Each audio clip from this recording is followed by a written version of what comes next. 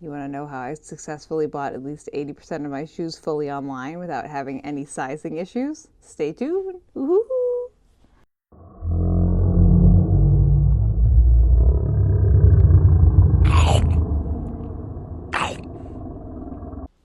Hello, my friends, and welcome back to your favorite local running community. I'm Juliana, and today we are talking about the method and the secret weapon that I have for buying shoes online that will let you successfully, I will say, based on my data, at least 80% of the time, get the sizing correct on a shoe.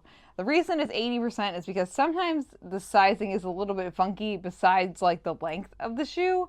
Like sometimes a heel or a toe box will fit really like snug or wide, or they'll just be like a weird way that it fits through kind of like the instep area or the midfoot area here, and sometimes you have to size up and down because of that. So for that reason, if you're not sure about the sizing of your shoes, or you really want to be like dialed in on your sizing for a shoe, definitely see if you can go try on the shoe somewhere first. Even if you plan on buying the shoe used, you can go into running shoe stores, try on shoes, and you don't have to purchase anything. So I understand that that is kind of like a not hot take, but a kind of a hot take to be actually saying out loud. But you can go try on shoes somewhere and not have to purchase them. But my tip, my number one tip for buying shoes, and before we get to that, don't forget to like and subscribe, and make sure you subscribe so you can be part of our local running community and join us here every week for more fun content like this. So what is my number one tip for buying shoes online? My trick of the trade, the thing that really makes me at least 80% successful in finding shoes that I don't have to worry about returning and that I can wear for either walking or running that just fit my feet properly. That is going to be European shoe sizing. I know anyone who's on this journey with me and has watched or listened to any of the podcast episodes before knows that I am a big fan of European shoe sizing because of the wonderful things he does. And also, European shoe sizing is at least more standardized than US shoe sizing. US shoe sizing is not standardized. It's the same way that jean sizing is for women. It's all over the fucking place. Like there's no rhyme or reason or anything why I am a size 9 in a Hoka, but I'm a 10 in an Ultra, and then in a Brooks I'm a 9.5. Like what is like there's no rationale. There's no rationale here. And there's no standardized sizing attached to the US shoe size system, but the European shoe sizing has some standardized measurements attached to it, which is great. I will say there are different variations on the European shoe sizing. This is just like the general basic European shoe sizing. So I'm going to teach you guys how to find your European shoe size, and then we'll just like enjoy knowing that. Because then once you know your European shoe sizing and you know approximately how wide your foot is, like if you typically need a wider toe box or you don't, or if you need more of a narrow shoe or you don't. And that's where like shoe reviews are going to come in great, like here or Believe in the Run or like Kofuzi, places like that where they're going to tell you like, oh, this run's kind of wide, or like I usually take a wide and I was fine in this shoe. That's where that's going to come in. This is for the sizing and the length of the shoe.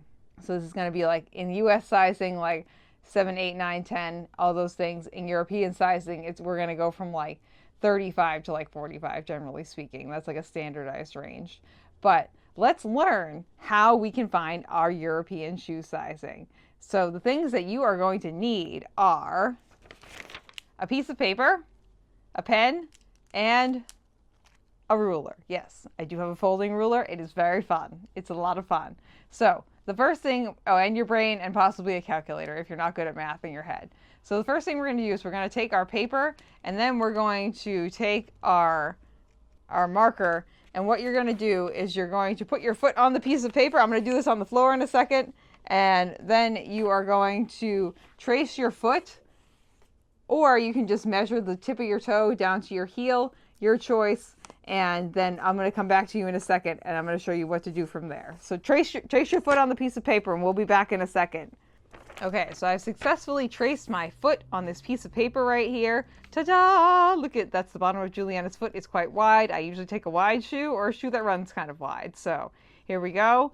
And what we're going to do now is we're going to use a ruler to measure our foot from the tip of the toe down up here to the bottom of your heel down here. And I want you to measure it in centimeters. So you're not going to measure this in inches. We're going to measure this in centimeters from the tippity top up here to the bottom of the heel down here.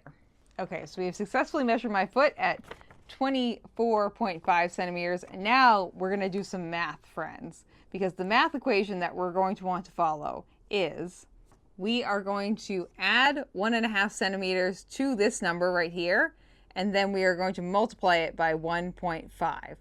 So for me, that means that my shoe size, based off of this math equation, is a European size 39. And I will say, I have found that I'm pretty solidly like a 39.5 to a 40, but I do have a wider foot as well too. So that will play into things. Generally speaking, if you have a wider foot, you tend to go towards a little bit of bigger size because your foot volume is just a little bit higher. But this is just measuring the length of your foot and giving you a good estimate. And the more shoes you wear, the better you're going to get a gauge. And also, the more shoes you wear from different brands and different widths and different models, you'll get a better gauge. But honestly, like, this is a pretty good starting point. If I got size, like, I have shoes that are size, like, pretty much 39 through 41.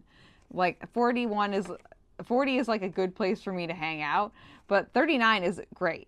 So this will help you just like more standardize, find a shoe size that works well for you. And then based off of like other knowledge that you have, like I said, if you have more of a narrow foot, this number should be like pretty accurate and you shouldn't really have to go up or down in sizing for the most part. If you tend to have a little bit of a wider foot, you might be say like a 39.5 or a 40, just based off of like how wide your toe box area is and how long you need the shoe to be because of that.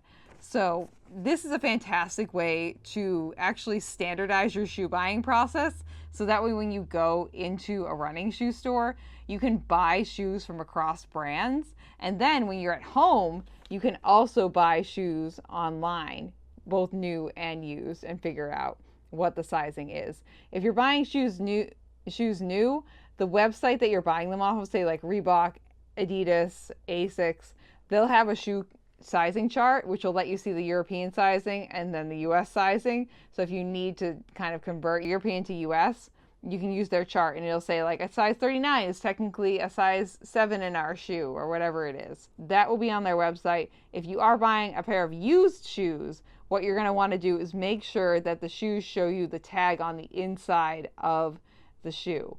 So that is going to be this sizing tag right in here. So make sure that if you are buying a pair of used shoes, you are able to see the sizing tag in one of the pictures. And if you can't, ask the person who is selling it to send you a picture of that. So that way you can make sure that even though technically on the listing it says like a size 9, on the tag it says that it's actually a size 38.5 instead of a 40, which is what you were looking for. Like I said, every brand is different. The best thing about the European shoe sizing is it is standardized in some capacity. US shoe sizing is not standardized at all. So this is my secret tip to buying shoes online successfully, not regretting your purchase, not having to return shoes, not having to wait for shoes to show up because you had to return shoes. So that way, when you buy your next pair of running shoes, you can be like at least 80% confident that these are the shoes that are going to be the correct size for you, even without having to try them on. Let me know if you have ever used European shoe sizing or you consistently use European shoe sizing to buy your shoes either in person or online. And again, don't forget to subscribe to our channel so that way you can become part of your favorite local running community every week with me here. And I'm so excited to have all of you guys week after week. And thank you to everyone who has already subscribed. Until next time, friends, I will see you on the next episode of Shoe Eating Monster. Nom nom nom nom nom. Thank you for listening to this episode of Runnah. This podcast is edited, hosted, and produced by me, Juliana Coughlin. Brought to you in part by the Falmouth Running Club and the Falmouth Community TV station. If you'd like to connect with us, you can find us on Instagram and on TikTok at RunnahPod. And you can send us an email at runnahpod@gmail.com. And our original theme music was brought to you by the one and the only wonderful Jeffrey Hutton. And keep up the great work. I'm proud of you.